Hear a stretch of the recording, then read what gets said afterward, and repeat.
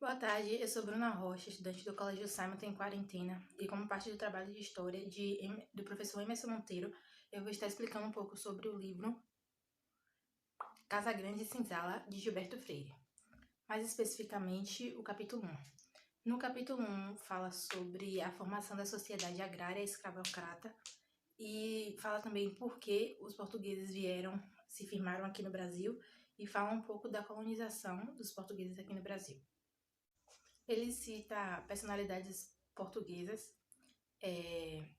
como essa de Queiroz e Ferraz de Macedo, que narram a história do seu povo, as características típicas do seu povo.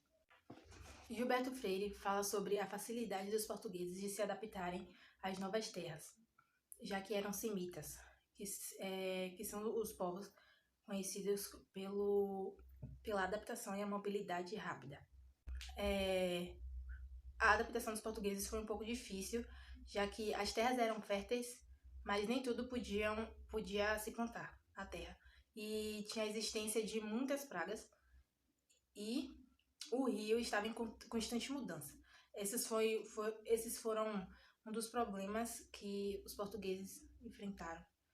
Outra coisa foi o fato das mulheres, todas as mulheres que não eram brancas, as negras e mulatas, as nativas, eram vistas como objetos. O homem, elas estavam submissas a coisas humilhantes. Os homens faziam delas o que desejassem. Os portugueses iniciaram uma técnica econômica e uma nova técnica política social. A primeira era a utilização da riqueza vegetal, a agricultura, a sesmaria, a grande lavoura escravocrata. A segunda era o uso dos nativos como mão de obra, principalmente as mulheres, que além de trabalharem, elas também eram vistas como um elemento para a formação de família. Os líderes políticos e religiosos propuseram castigo a todos aqueles que não seguissem o cristianismo. Aí eles houveram a tentativa de acabar com todas as religiões que não fossem que não fossem o cristianismo. Aí nota-se a trajetória econômica, que primeiro são as plantações e exportações de açúcar, depois o ouro e por último o café. E os colonos lucravam muito, menos os escravos, que era a fonte disso tudo.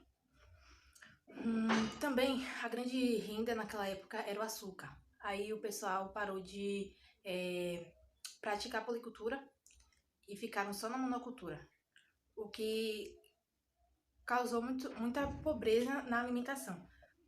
Falta de nutrição, falta de ferro. Gilberto Freire até fala que eles tiveram pobreza em muitas coisas na alimentação, como ferro, vitaminas, e tiveram riquezas em toxinas. Ele fala também de uma contaminação